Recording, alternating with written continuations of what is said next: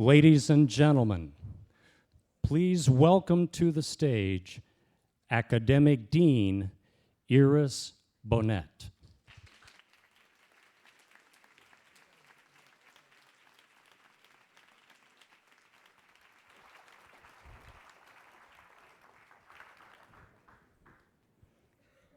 Good afternoon. On behalf of Harvard Kennedy School, our faculty, our students, our staff, it is my distinct honor and privilege to welcome you this afternoon and tomorrow to Ideasphere. Over the next 2 days, we will celebrate the launch of the campaign for Harvard Kennedy School, the power of ideas, and the power of people to make the world a better place. You will hear a little later this afternoon from Harvard University President Drew Gilpin-Faust and from the Dean of the Harvard Kennedy School, David Elwood, about this campaign and what this means for this institution, for this university, and for the world. But beforehand, you will all have the pleasure to observe a discussion with some of our most distinguished alumni. President Ellen Johnson-Sirleaf of Liberia, a mid-career student here graduating in 1972, and President Felipe Calderón, also a mid-career student here, former president of Mexico. He served his country from 2006 to 2012. They will be in discussion with two of our most fabulous students, although, of course, as you know, all our students are just fantastic. But two amazing students, Jieun Baek and Amandla Ooko-Ombaka. Jieun is an American citizen who is an MPP student and will graduate this May. She's also the president of our student council and has done wonderful work here at the Kennedy School. Her passion, however, is North Korea. Her passion is to understand this country, to understand the relationships with this country, but also to do work on the ground for Korean families who have been divided on the peninsula.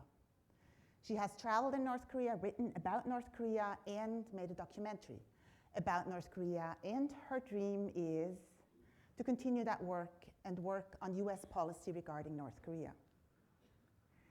Amandla is a student in our MPA ID program, which means Master in Public Administration in International Development. She will graduate next year. She joins us from her home country, Kenya. She came to us from Yale. She's an avid runner, and her passion is her home country and Africa more generally. She was an election monitor in 2007, and the tumult that resulted after this election in Kenya really motivated her to focus her life and devote her life to public service and public leadership. Ladies and gentlemen, please help me welcome our distinguished guests of this afternoon.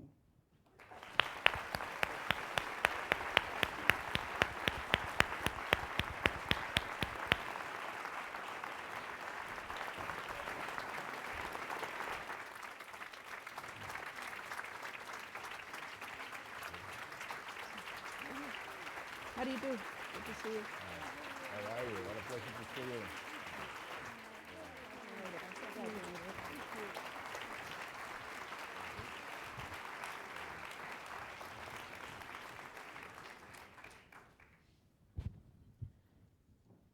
It's the first time wearing this. I'm getting used to it still.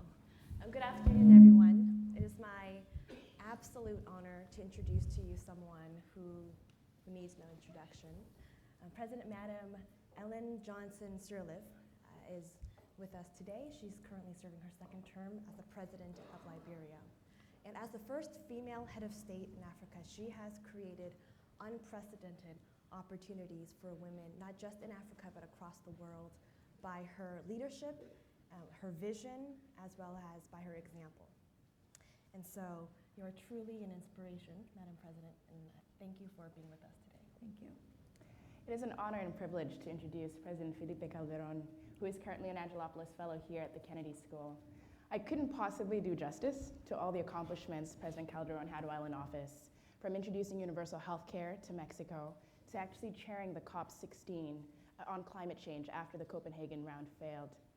But what resonates most with me in President Calderón's story is his relentless fight to make difficult change, perhaps best illustrated by his front on organized crime in Mexico. We were under strict instructions from Madam President to keep this fun and keep this a conversation, so we will stop talking and get straight into it. I think, Madam President and President Calderón, you've both alluded to leadership as a call to service in books and speeches that you've made. Can you share with us a bit about your leadership journey before the presidency and when you got this call to service? If we can start with you, Madam President. I believe my journey started with my childhood, the parents and my upbringing, the fact that they represented a divide, a bridge over a divide in our society. That divide represented by indigenous population and those, the emancipated slaves who found the country, and the fact that they were able to excel under difficult circumstances, both with illiterate parents. And so the fact that they rose to, in the case of my father, to become one of the first indigenous persons in the legislature, and my mother, a preacher and teacher, I suppose, started my own joining toward leadership. But then I also, in my childhood, maybe all that had to do with the fact that I was a girl but a tomboy. And so the many things I did quickly established leadership in sports and then, of course, in the classroom. So, and the good thing about that is once one success at one level of leadership is simply motivates you and moves you up the ladder as aspiring to better things, and the ability to motivate along the way and to inspire people in what you do adds momentum to the buildup of that leadership. Well, in my case, probably it started when I was a child, honestly, and I learned, I suppose, from my father. Just figured out what was my Mexico, we say, or my Mexico in those years, 60s and 70s. It was, there was an authoritarian regime. Basically, all the governors belonged to the same political party, all the mayors, all the senators, all the congressmen. The press was under control of the government. When students from college trying to protest, they were massacred in 68 and 71. So it was very difficult. Nevertheless, there was like a group of utopian people trying to organize democracy in Mexico in a peaceful way. And one of them was my father. And what is curious is that what I remember about that is my father was always the candidate of the party in town. I was very proud about that, but the reason is nobody else wanted to be the candidate of the opposition party in town. And I remember after school I joined him knocking doors and handing out flyers all the time. It was funny.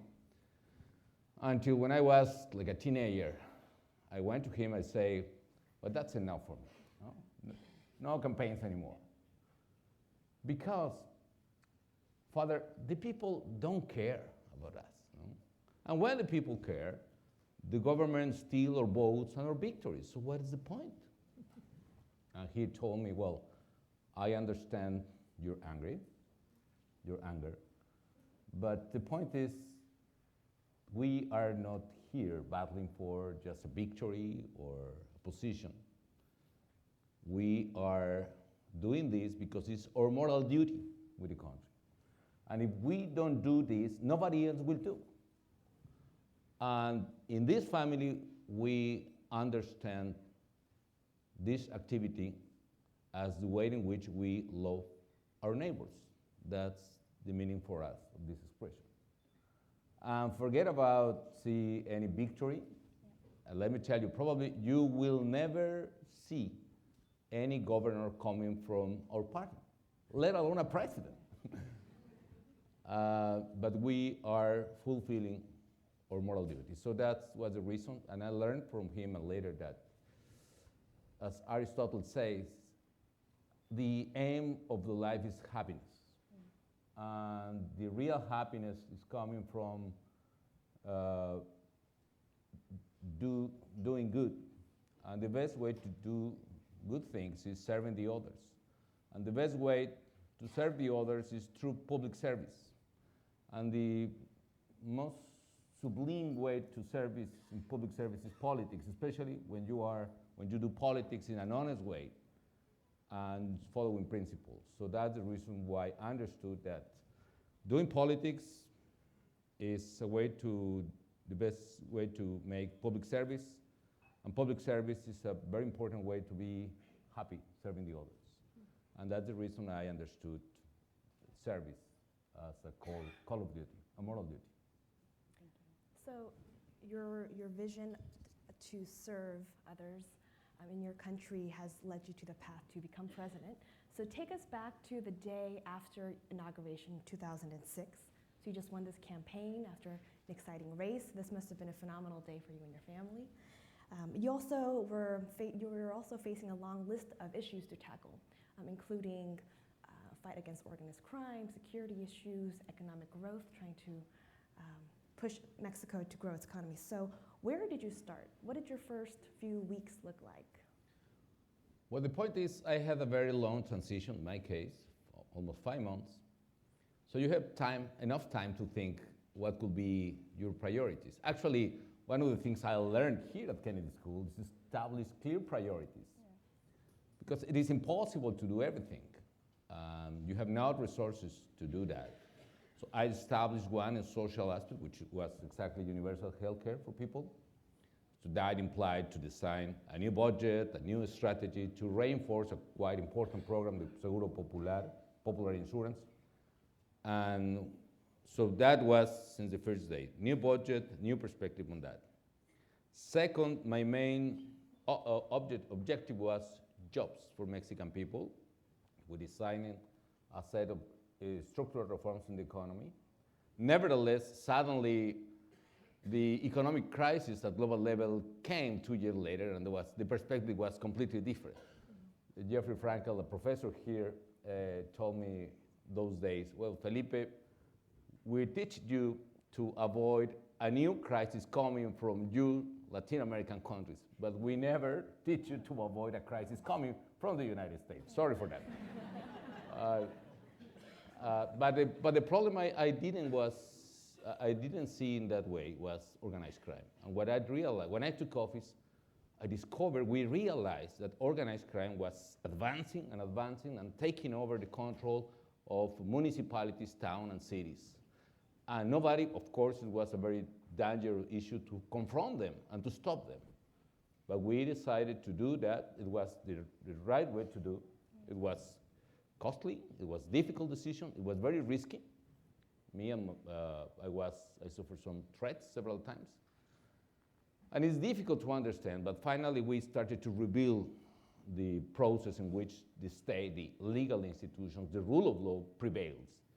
So that's the way in which I could describe the first day. You have one reality, you are imagining, you have a plan, beautiful plan. You can fulfill some parts of the plan, but suddenly the circumstances are completely different than I was expecting before. President Calderon, you talked a lot about these difficult decisions you've had to make, and you talked about the moral obligation you felt to lead. Madam President, I imagine at the time when you took power in Liberia, there was a lot of things on your to-do list, and you had to similarly prioritize what you had to do in those first 100 days. I'm curious, is there a time in that first 100 days where you felt like you had to make a decision that challenged your own values and belief system? These difficult decisions that you made, can you talk us through one of those? just starting off with a collapsed economy, dysfunctional institution, destroyed infrastructure, society displaced. Where do you start? I guess the first challenge is, what's the team you put together and how do you balance that team to make sure that you have the young people for a nation that's very young, that you have women who are your key supporters, but that you have the experience factor of someone from the old order. And so balancing that team became for me the most important thing of getting started. Now, to your question about, well, what's the most formidable thing you faced? And in our cases, what do you do with warring factions that had just been partially disbanded and disarmed, and an army that also had been disbanded? What do you do how do you make sure that they feel that they are part? So one of the biggest decisions was to say to them that we do have an army that disbanded, and we're not going to let you come back, because the claim was, we have our constitutional right, we were part of the army, and therefore you have no right to disband us. And so it was if one saw some of the stories on that, where a group of former armed combatants decided that they were going to confront me, and to say, and my choice was to give in and say, out of fear, we're going to let you go back, or to confront them equally. And so that weighed on me. What do you do? Do you take them on? And indeed, and I did. I went up to them and took them on and said, it's not going to happen. And I think that established authority right there. And so that's when one faces a decision that can easily change the whole course of what may be your plans to proceed along a path. So I can only imagine the pressure of sitting there thinking that this decision is going to change the course of a series of actions. Did you feel prepared to make that decision? Or put differently, how can one prepare themselves to make these sorts of decisions? How did you do that? That comes from the whole totality of your own experience, your training, your preparation for the task. But there's nothing that prepares you other than that inner will to make a decision that's difficult. And at that time, when you face it, is when you find out what you have, what courage you have within you to be able to make that. And that comes from your own soul and your own ability to make that decision and to stand a course. And I'm not sure that one even knows how you'll be prepared for that difficult moment when you're confronting a situation in which whatever decision you make can make a big difference in maybe in the lives of people, or a difference in the progress or failure of your nation. What do you do? And for that, each one looks to your own inner strength, and you make that decision. And sometimes you get it right, but there are other times when you don't. And if you don't, you've got to be also prepared for the consequences to pick up the pieces and still go on. Earlier before the session, we spoke briefly about where you find that inner strength that continues to help you drive and make difficult decisions amidst teams as well as challengers. Where do you find that inner strength? I'd love to ask Madam President and President Calderón as well.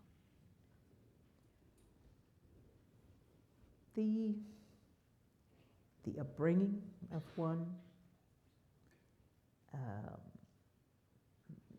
being able to to me, challenges you if you're not born into wealth or into privileges. Being able to stand up there, I think, strengthen ones. The people you meet, the people you interact with, strengthens your resolve.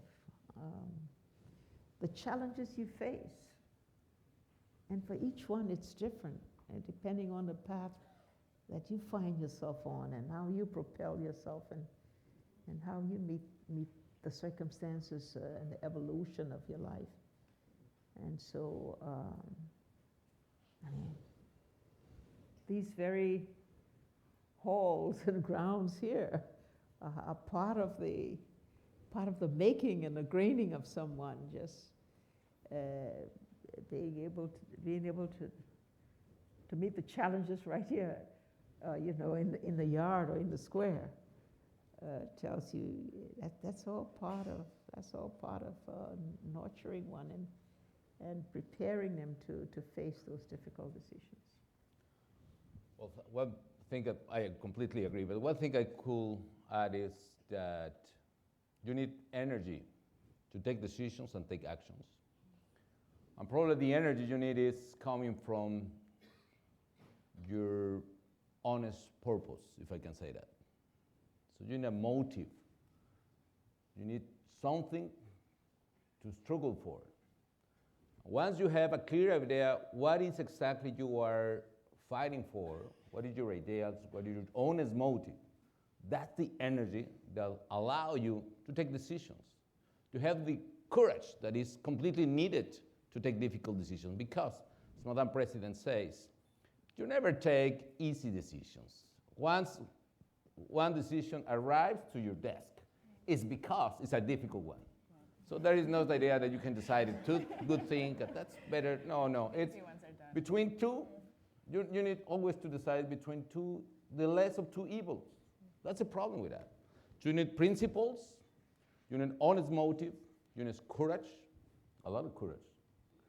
And I think you need technical tools, honestly. And that is, again, the importance of Kennedy School. Because it is not enough to have a very good motive to act. You need to have the tools, to have at least minimum information from the economic side, a clear reference what is going to happen, what could be the social impact with one decision, and what could be the way in which people will react, what are the hidden issues that the society is exactly avoiding to confront. And all those things, all those tools you can learn exactly here. And finally, you need to follow your instincts. And you need to have the courage, not only to take the decisions and to put them in action, but also to pay the price of the consequences, whatever could be your decisions. So President Calderon, hearing you speak about this, I'm just so energized to get more energy and keep doing things. But I think where you've applied this motivation and this energy so strongly is to the fight on organized crime, where I can only imagine the two evils you're dealing with and decisions you're making there. One of the things that we learn here, and as an MPID, as Dean Bonnette said, where I spent a lot of time doing economics, we always talk about the technically correct solution. And oftentimes that's known. There might be one or two or three, people arguing about which one it is, but the technical solution is known. Whether it's politically feasible, whether you can actually do it based on the capabilities that you have is a different question. So as you think about how you approached the fight on organized crime, which I know is a huge topic, talk us through how you balanced some of these on one of your key issues. How did you play with these issues of economy and politics, and if they're not aligned, how do you make a decision? Well, that's difficult. It's not fair. That's difficult. Well, I think it could be difficult, but very good example. One is, what are your options on hand? I was seeing that these criminals were taking over the control of towns, basically police corps. It is important because there is a moment in which organized crime is not only and not mainly related with exporting drugs to US.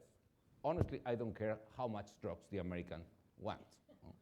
My point was the Mexican people, and the Mexican people were suffering about the criminals advancing over the territory because they were looking for new markets. They were looking for control of multiple points of sales.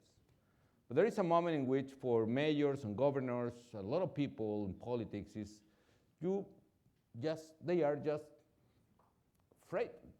They are afraid about the criminals because they are threatening on a daily basis. So you have the clear options, just avoid take action, just leave them to do whatever they want. That's an option. And an option that a lot of people follow before me. And the other option is confront them, take the risk, and apply the technical solutions with adaptive possibilities for society. And the technical solutions are, if the police is eroded completely by corruption, you need to rebuild and remove those policemen completely and establish technical solution. What? Vetting processes for all. You need to pay more to them. We need to take care of their families. You need to provide ideals and mystic to them to fight for the people. And at the same time, you need to provide opportunities for the kids in education, social opportunities, jobs, in order to win the race against the criminals in the streets. And the adaptive way to do that is, what are your skills? For instance, economic skills. Again, there are difficult decisions here, but if you allow the criminals to erode the society, you are losing the run for economic prosperity. The main problem in Mexico and a lot of Latin American countries, some of them in Africa as well, the main economic problem is crime. It's lack of rule of law, and we need to address that. So in economic terms, you as government, you establish your priorities. Yes, they have a lot of money, but you have taxes, no? You have more economic power. The state must prevail, and that's basically the idea. And yes, you pay the cost in the way you are not able to explain to the people what exactly is the problem, that we need to confront together the problem, we need to fix the problem, and we need to pay a cost for that. It's going to be very difficult, but that's true. And for people, sometimes the most difficult problem in society, it's better to avoid them. It's better to say, well, I don't want to confront that. It's some kind of nightmare. You know, it's not a nightmare. These criminals are there in your door, no? I remember this expression, I very bad quoting, especially in English, but expression is a poet saying like that, no? When the Nazis came from the communists, I say nothing but because they were communists. And when the Nazis came from the Jewish, I say nothing because they were Jewish. And when the Nazis came for me and my son, I had nothing to say. So for the people, it's better to avoid the problem until a moment in which the problem is impossible to solve. That was difficult. So President Calderon has described how leadership is often, it requires compromise and is not always as heroic as it's framed in the media or some of our classes. So, Madam President, could you describe for us a specific scenario or a decision you had to make that required you to choose between two really difficult choices, or had to build allies among people that you didn't suspect would be part of the team? Well, you know, Liberia came out of 2 decades of civil war with lots of warlords who had gone through the negotiations of peace, and were all now part of the body politic that had to be accommodated. And it was an issue of, do you fit them on the team for recovery, or because of the role they played, you exclude them? I think in many cases, some that went through the elections and were duly elected despite the record that they had. And do you work with people like that? And the compromise would have to be that if you sense that the person, you know, has reformed and wants to be a part of a constructive and positive engagement, then you make that compromise, realizing that of course there's always that big question mark on the part of, you know, does one really have a partner who has a history of having violated human rights? And so Now you carry that compromise so far no further. Certainly if someone has a problem of the past and has gone through the process of being accepted by their people and seen as a leader of their people, that can be a constructive force for change. On the other hand, you have to be very careful that you don't find repeaters in the infringement of rights. So you have to find the right balance in such a compromise. Sometimes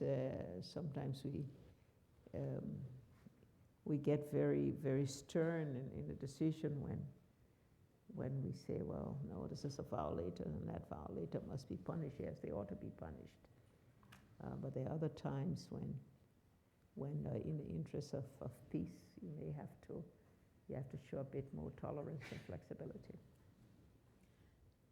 Time really flew by, and we have time for one more question for this segment of our conversation. So as Amandla is asking the last question that we'll ask the presidents, if anyone in the audience would like to ask a question, we have about 30 minutes to do so.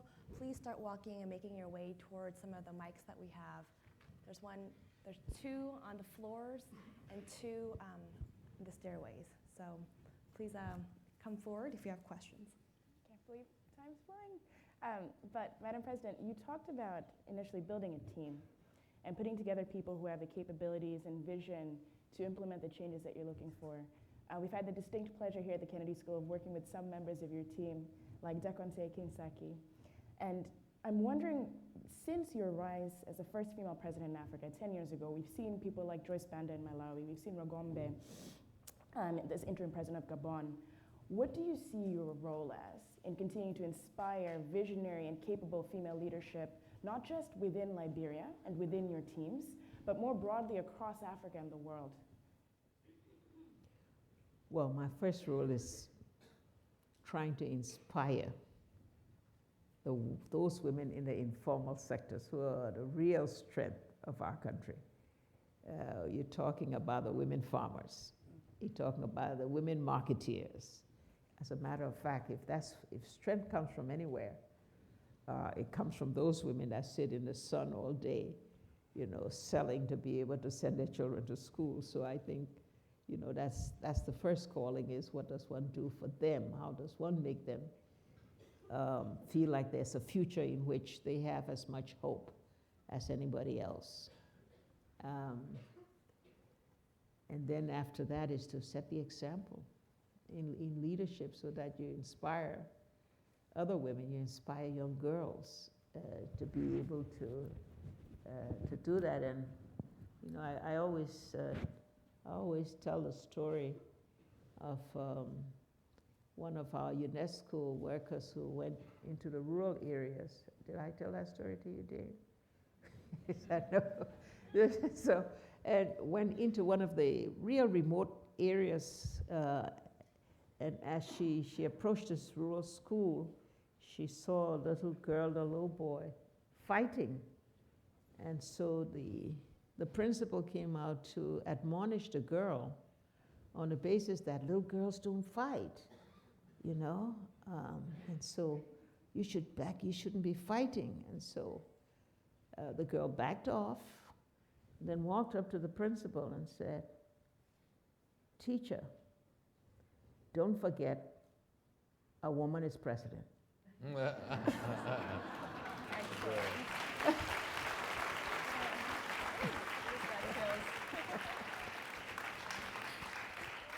That's the inspiration we get. It looks like we have a shy group today. I don't know if we have any freshmen from the... Oh, please. So, so according to forum protocol, please identify yourself and your affiliation. Please ask one brief question, no speeches, and please end your question with a question mark. Good afternoon. Thank you so much for your attendance here. My name is Brooke Ellison. I am a master in public policy student at class of 2004, so I'm here for my reunion, my 10-year reunion. So thank you for your time and your insights. President Calderon, you had mentioned kind of the distinction between adaptive and technical solutions to challenges, and that's kind of, I guess, Heifetzian leadership language. So from the kind of the global perspective or the international perspective, is there a problem or a challenge that you think the United States or the Obama administration should be applying those very same leadership skills to that is not really being addressed in the way that it should be? Wow, what a question. I did leadership, but with Dean Williams. Wow. I see the Professor Heifetz over here. It's a pleasure, but I had not the privilege. But it was a very good one course, actually. I don't like to make such kind of recommendations to the United States of President Obama. I'm work avoidance on that. No, but it's clear. We need to go for that. The United States have tremendous responsibility at global level. And clearly, the problems at global level require a tremendous leadership. And in some of those problems, a lot of countries are suffering. In my case, there are a lot of issues that must be addressed and have been avoided. One is weapons. I know that it's a very sensitive issue here. Most of the people support the status quo. I'll just say one thing. Since the assault weapons ban expired in 2004, the violence widespread in Mexico and other countries. And in my government, we seized 160,000 weapons. Almost 90% of them were sold in American gun shops in the border. I don't propose to change the Second Amendment. I respect and admire the American Constitution, but I demand that the American society, Congress, and government need to fix this, because there is a responsibility. No? Other. Climate change. This week, we knew that the Antarctic went into an irreversible process, and that implies that the sea level could increase like 3 or 4 meters in the next, not immediately, not this century, but it's going to happen. Climate change is evident. You have the worst drought ever in California, and the worst typhoon ever in Philippines, killing 6,000 people. And the people would suffer hunger and a lot of these problems. Where is the leadership of the United States? I see the President Obama is taking steps on that. And I know it's a very difficult issue. There are a lot of problems in order to implement that. But we need to fix the issue. Nobody's winning avoiding that. So the technical solutions are there. You need to reduce your carbon emissions. It's clear like that. And the adaptive problem is how to persuade people, companies, interests, governments. We are working on that, and we are working trying to find out an adaptive solution and technical one, which is I work in the new climate economy. Our purpose is to find a way in which you can combine tackling climate change and at the same time to provide economic growth and job creation, because I understand that if we don't find an economic pathway to fix this problem, it's going to be impossible. But my point is, I don't know if there are some lessons to take, but what is clear, there are a lot of problems that demand the leadership, the responsibility, and the historical role of the Americans. The United States has played in the past an incredible role, for instance, defending liberty and freedom in the Second World War. It's time to call for that duty. Thank you. We'll go to the gentleman to this mic. Hello, I'm Jacob. I'm a freshman at the college. During your speeches, you both mentioned how as soon as you took office, you quickly instituted new reforms that were quite effective. But I'm wondering, throughout your tenure, were there any reforms where you favored more practical solutions that were watered down but you thought would take effect more quickly. So simply, we're willing to compromise your ideals for more practical solutions.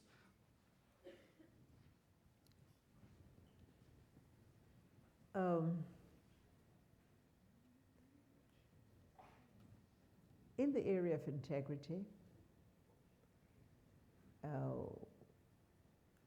one had to build the integrity institutions,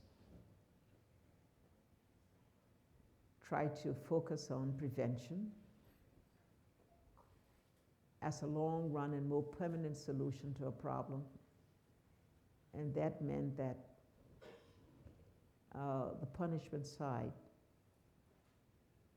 had to, in such a way, wait for the reform of the judicial system, even though it might have been just as impacting to have, gone ahead and just arrested hundreds of people. And so trying, again, to find that balance. Sometimes it's very difficult to see which way you go. One example is, for instance, we had quite difficult decisions between covering completely free the treatment for cancer for children until 18 years old. Finally, we decided to cover that. It was a very high cost. Before the measure, for instance, 7 out of 10 kids with leukemia died. 3 years later of the measure, 7 out of 10 children with leukemia survived. That is a practical difference, I would say.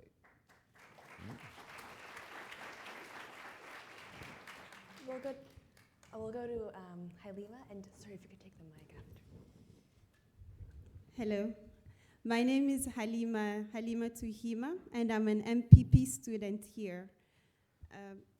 President Sirleaf, a few years ago, I saw a picture of African heads of state, and I saw you amongst all these men, and I could almost see a halo around your head. And to me, that was the greatest inspiration. So thank you. In 2 weeks from the Kennedy School, I graduate as the first female graduate from Niger to get a degree.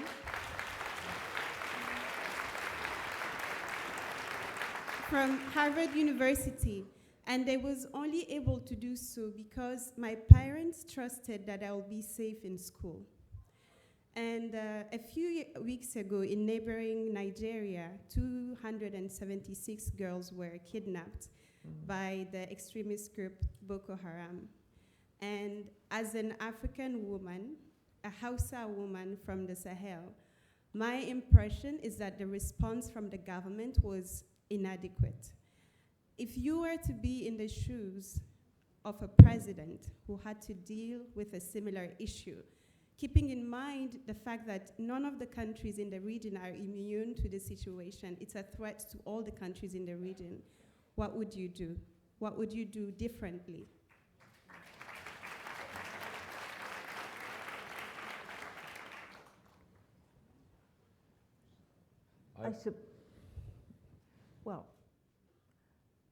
I suppose one could have had a more rapid response to the problem, that one might have been more forceful in sending out the troops to be able to do this, that one might have even found intermediaries to start an immediate process of mediation to find a way forward. And so sometimes we fall short because we feel we have the strength, the military strength to deal with some of these issues. And you're not even sure if the military itself is going to be as committed to carrying out, these. So I do believe that the government is in a very difficult situation because they must be careful to preserve the lives of those girls, but at the same time with an obligation to do everything they can to free them.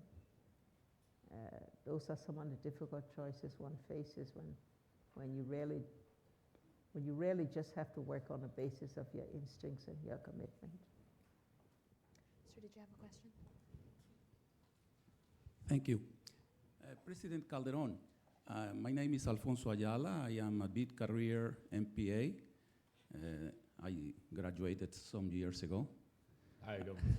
You can tell that. And I would like to ask you, because you have described the situation you faced when you were president. You described the qualities of governors.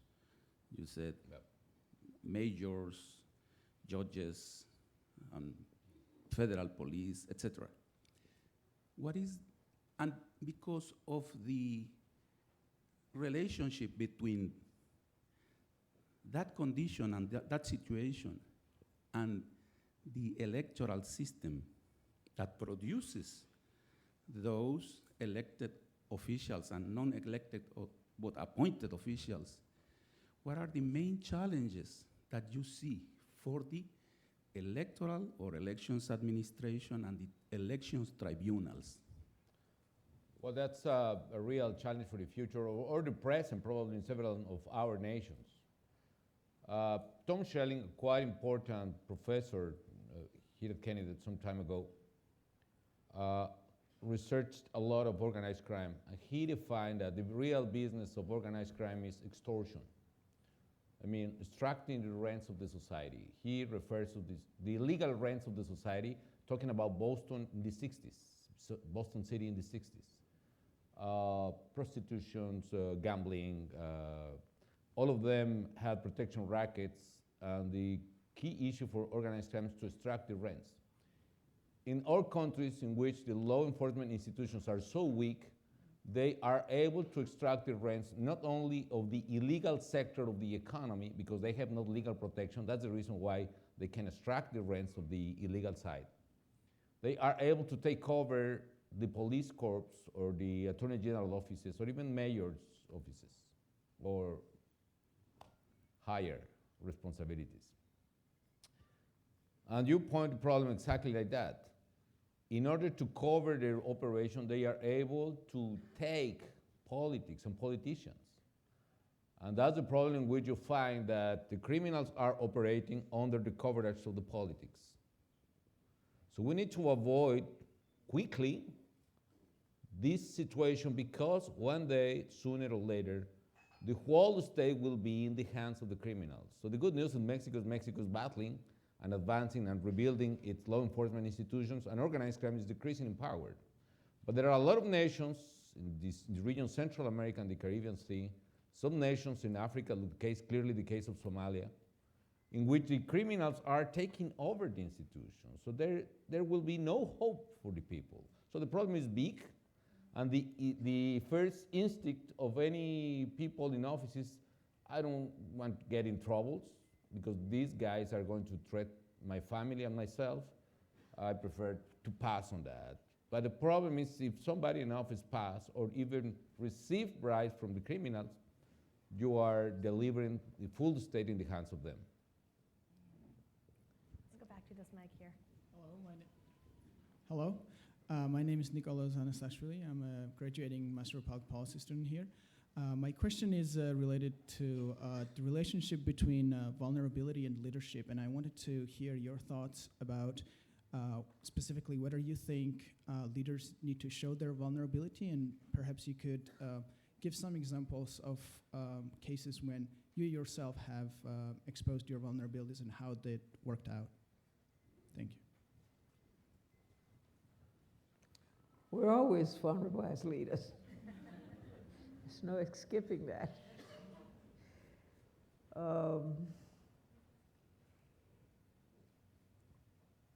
If one wants to really reach out, to see a group of disaffected citizens, you know you're vulnerable in that you haven't been able to meet expectations. But you need to go there and talk about the reality of what you're trying to achieve and to manage those expectations. So you must accept the fact that you're going to be vulnerable in your responses and your reaction and your attempts to be able to respond to their needs. And so, but that's part of what leadership is all about. You have to accept that. And sometimes that vulnerability can also lead you down a path of extreme criticisms and confrontation. But there's no way to avoid it.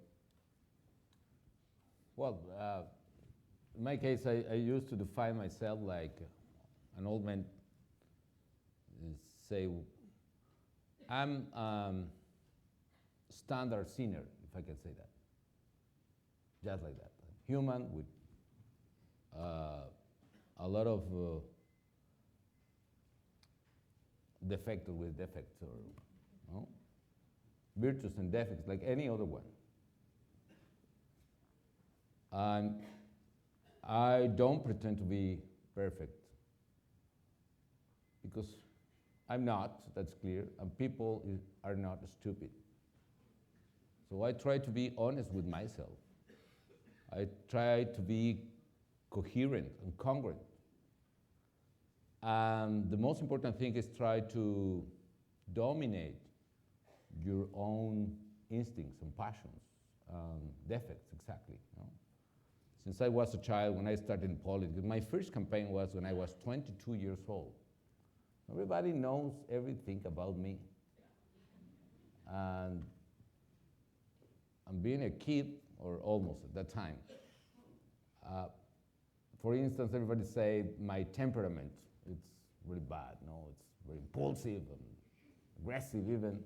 So you learn in your life to dominate your own temperament, because you know that it is exactly one of your vulnerabilities. So take relax, breathe profound, and take the right decisions. Dominate yourself, and that's the secret of life. The secret of life is not to come to this beautiful world without that kind of defects. The secret is how to dominate them. You can get it. You don't need to be hypocrite, which is the worst thing in politics. And very common, by the way, these days. We'll go up there. Lucy Nesbetta, and I'm an alumna. President Corazon, I'm curious, given the pernicious and complicated and deeply entrenched role that organized crime is playing in our hemisphere, of your opinion of the decriminalization of narcotic substances. I think that it needs to be studied profoundly, and is not studied profoundly yet. It is clear for me there are a set of consequences, good and bad consequences, upsides and downsides. In the economic side, the main argument of the people in favor of decriminalize is you can capture, you can avoid the price of coming from the black market. So in that way, you can reduce the profits. Reducing the profits, you reduce the economic incentives for the criminals to get into such a difficult, incredible, and violent and cruel business. Sounds correct. However, even in the economic side, we don't know yet what is the slope of the curve, if I can say that. It's really the demand for drugs as inelastic as everybody's saying, because if it is not, if the demand for drugs is elastic, liberalizing them, you will get the expansion of the market with more consumers, more profits, and then more economic incentives to get into. Now the measures taken in the United States, in some states, could be important to prove what is going to happen with that. What is happening is the market is expanding. And second, in the social arena, the social aspect, is quite important to understand the impact, no? The addiction related with drugs, starting at 10 years old kid or whatever, it's an incredibly strong and could provoke irreversible damages socially. And if it is possible to believe that preventing to get direct connection or direct access to drugs is actually good for kids or not. And if we remove that, what could be those? All those analyses, in my opinion, are not made yet. We need to do that. I'm not afraid to take bold decisions, honestly. But I don't like this way to analyze things like everything is fine and beautiful and pink. No? It's about the benefits, the medical benefits of the marijuana. Okay, let's ask to the doctors about that, and you would say several answers. When I hear that the medical benefits is, remember myself, the medical benefits of the tequila. Tequila is able to fix any kind of cold. Huh? If it's not able to cure the cold, at least you will forget the cold immediately. That's good for that, no? Let's to the gentleman here. Jonathan Liu, joint MBA, MPA student from the class of 2002. It's a question for President Calderon. Mexico seems to be going through a lot of very interesting reforms right now and seems to be an inflection in its economy. Just be curious on your thoughts on what you think the most important reforms are, how you think about the probability of success and what the impact will be on the economy and the people, and when you think that will actually be seen. Thanks. Well, in financial terms, public finances, the most important was the pension reform we passed in 2008. Probably nobody is aware of that, but only passing from the old system, from pay-as-you-go system for public servants to a new system of individual retirement accounts, we saved at net present value 30 points of GDP for Mexican public finances. It was completely, Mexico was the first country in the OECD to fix its entitlements for the future in that sector. But the other currently is the energy reform, in my opinion. I tried to do so, and I was blocked, but finally we got very good results at the beginning. The most important was the flexible contracts for Pemex based upon the efficiency of the contract itself. It was not the touchdown I was looking for, but it was a good first and 10, I need to say. But now, with the support of my party in the opposition, which decided to be cooperative instead of blocking the government, Mexico passed a quite important energy reform, and that implied an open future for Mexican people. We do the right things. Now we are in the implementation and the legislation of that, and as always, the devil is in the details. No? So we need to take care of that, but in my opinion, it's going to be, in economic terms, very promising one. Okay, so Peter, you'll be our last question. Thank you very much. My name is Peter Harrington. I'm a graduating MPP here from the Kennedy School. Thank you very much, Madam President, Mr. President, for your remarks. You've both reached the summit of politics in your countries, but you've also both graduated from the Kennedy School at one time in your life. And I'd be really grateful to hear, first of all, looking back, what that time meant to you then and means to you now, your reflection on the value of your time here. And secondly, for those of us who are possibly starting our own journey, kind of up the mountain, so to speak, what personal advice would you give to people who are starting out and just graduating? Thank you.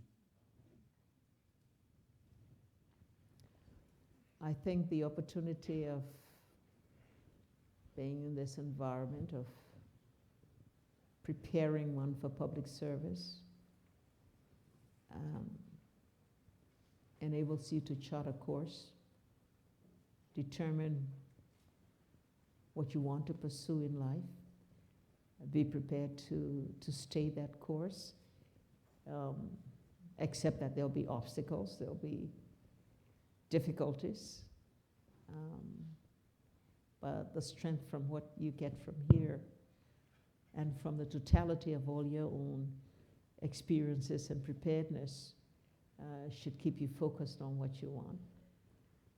And most times you'll get there with that, and don't be distracted by, failure is success turned inside out. Failure builds you for success. And so be prepared for that. But keep pushing. In my case, I could suggest, first, Don't avoid the quantitative classes. That's important. No? Second, this syllabus has reasons to be a syllabus. For instance, I remember when I came that I realized that leadership and negotiation were mandatory classes. I say, oh my God, well, come on. No? If I negotiated the Mexican transition to democracy, what is the issue for me?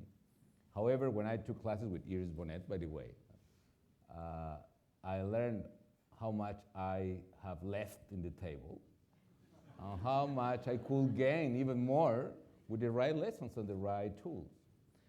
But more than that, the most important recommendation is believe in something. Yeah. Have an honest motive in your life. And once you picked your right motive, it could be democracy, human rights, climate change, prosperity, justice, whatever. Fight for it with all your heart. And that's the secret of your life. Probably you will be in office, probably not. But providing reasons for your own life, that's the best thing you can do here at Kennedy School and everywhere else.